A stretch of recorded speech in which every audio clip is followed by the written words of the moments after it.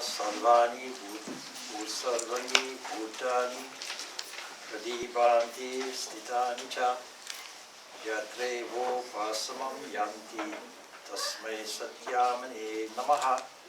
Salutations to that truth from which all beings shine forth, which all have their existence, where alone they attain dissolution. Revered Brother Swami Vimokshananda, so many honorable guests, dear friend Rose Emmett. I don't know if Brian Halloween made it, maybe not. Anyway, honored guest devotees and friends. So, as mentioned before, it's now a full year since Assistant Secretary Swami Purnananda opened our center as an affiliated branch of the Ramakrishna Math in the presence of the Indian ambassador and many of you here. The center is a wonderful testament to the invisible divine guiding hand on the one side, and the generous response of the Drum Heath community, devotees and well-wishers on the other. I don't intend here to give a full report. This was happened at the annual general meeting in February, but just a summary of some events and activities of the past year that have been in accord with the spirit of our movement. From the moment we put the sign up outside, there was a curiosity to know who we are and what goes on here. Unfortunately, one devotee with something of a dark sense of humor responded to an inquirer with a tongue-in-cheek, well, Wednesday is blood sacrifice. And bring your mother-in-law. So indeed, it's difficult to explain that we are not a church. For we hold that all religions are true, and hence our interfaith shrine here. And the word philosophy means very little to most people. So yoga and meditation center covers most of what we are. A place where everyone is welcome, and this gives us some kind of nucleus of a description of what we do here. But of course it's much more than this. So during the last year the landmarks have been many. First of all, from a structural point of view, having transformed a small corner shop and apartment into a shrine hall and library and function area downstairs and a monastery upstairs, which only took some 4 months for us to do, a feat that we largely owe to the dedicated hard work and expertise of Brian O'Halloran, and he should be here, but if he's not...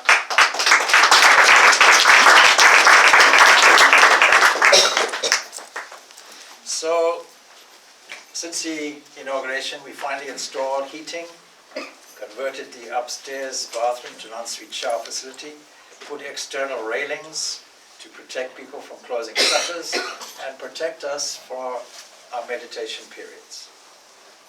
The community youth did a sterling job of planting a flower garden immediately outside, and they are to be greatly commended for this.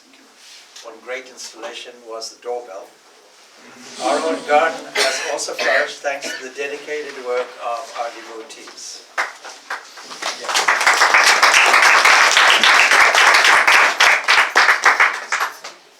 After maneuvering around a most wondrous bureaucratic obstacle course that took Swami Vimokshananda back to Singapore and India from America, with the only advantage of increasing his air miles, we finally welcomed him on 21st December, some 6 months after his formal appointment. And from there on, we were able to increase our activities and our classes. I think it's fair to say that we have now become a familiar sight in our new area and are being received cordially wherever we go, thanks in large part to Rose Emmett, the community chairperson.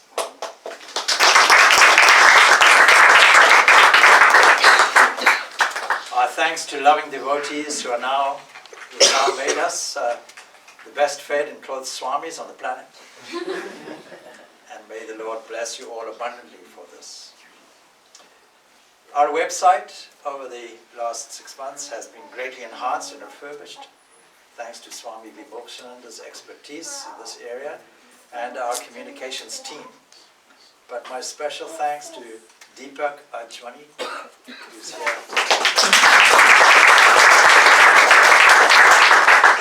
who is dedicated and hard work in editing and publishing our material. Over the last few months, we've had some significant visitors.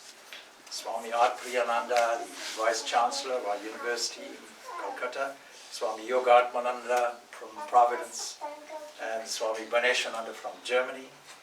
And so we have also celebrated in the year Christmas, Holy Mother's birthday, Swamiji's birthday, Sri Chaitanya, Shankaracharya, all disciples of the Master, and Buddha Jayanti, where we had Buddhists addressing us on their day, and also a visiting professor from Washington. But many other things have been there. We are pleased to see that Sanatana Ireland are using our premises on a regular basis, and other groups. We've opened our premises to anybody who wants to hold cultural events, and so we've had a number of these. The next one, of course, will be toward the end of the month, where we have a cultural event there. And we hope to continue this, because it's part and parcel of who we are and what we do. And the aesthetic value which contributes to our spirituality cannot be overestimated. The next few years, we have some challenges. Growth is now the phase in which we are. You'll see that the original nucleus of our devotees are in other places on a Sunday, places of worship. And but we started off, of course, just in meeting in people's houses. And then, of course, we all remember, mostly anyway, our small place in Blessington Street, where we were able to serve the community. But what our aims are, we should never forget. To propagate the Vedanta philosophy as a way of harmonizing everybody. Directing people toward a central truth of who we are. And to propagate the method of doing this, a method of understanding this, namely called yoga, and the cultural aspects that go with it, and to enact this in practice in our community in which we live. To be of greater value to the community and serve them, either by consultations, small pockets of people visiting, knowing that they have a safe harbor where they can, in confidence, discuss their various problems. And we hope to contribute to the community even more by holding some yoga classes at the community center. And we hope that the community at large will visit us on a more regular basis and take advantage of mindfulness, meditation, and the various things that we hold here. Yoga teacher training courses occur now on Saturdays, most Saturdays, yesterday being one of them. And we also, of course, have Tuesday evening talks on the Bhagavad Gita. We also have various classes and talks on Saturday and Sunday morning and Sunday evening.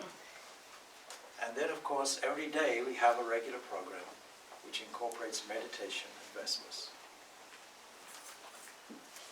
In the future, we really need to purchase books for resale. An initiative on this has been started already with a donor donating 10 books to us. We have, over the last few months, also conducted a wonderful retreat at Dalvin Park, where we had 20 participants, 22, including the two Swamis. And we've had our regular Enneagram and Essence of Truth, and our next one is coming up at the end of this month. And I think it's fair to say that all the participants gained immensely from these programs. We intend at some point to inaugurate a statue of Sister Nivedita in the city. We can continue to be closely connected with the Dublin City Interfaith Forum, and we welcome Michael, who's representing this for us. And it is through the Dublin City Interfaith Forum that we've managed to make valuable connections with government and with civic authorities, but also to meet our brothers and sisters of other religions. Part of this work has been to introduce in the national curriculum for junior education in junior schools the inclusion of Hinduism and Buddhism. We wish that it could incorporate also Sikhism and Bahaism. We are very proud to know that we have prominent members on this forum, including Archbishop Jackson of the Church of Ireland. And so we continue to support their programs and to be hopefully an integral part of them. In the future, we intend to hold retreats, workshops on a regular basis every quarter. And ultimately, it would be nice to publish a quarterly magazine. Our website, as I mentioned, has been greatly enhanced, and we are now in this phase of growth, need to spread the message that we are here, that we are working, and that we are growing sleek and fat thanks to your food.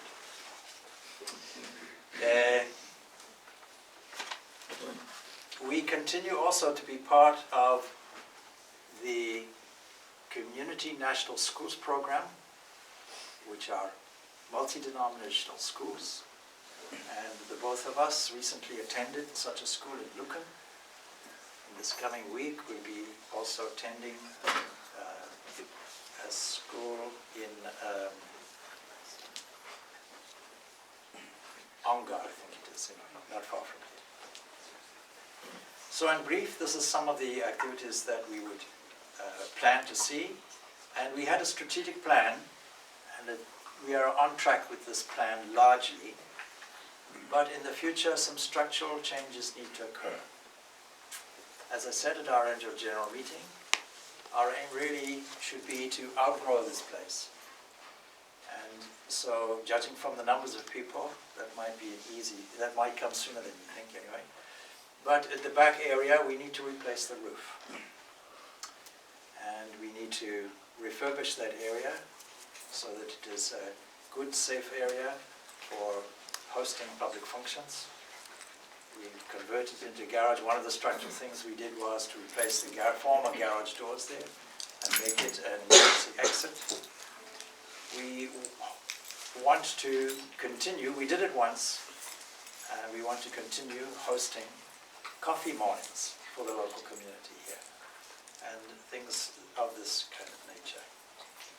So with those small words, I thank you for your attendance. Thank you for celebrating this momentous day, this momentous occasion. 1 year, time flies. It's hard to believe that we've been here for a year.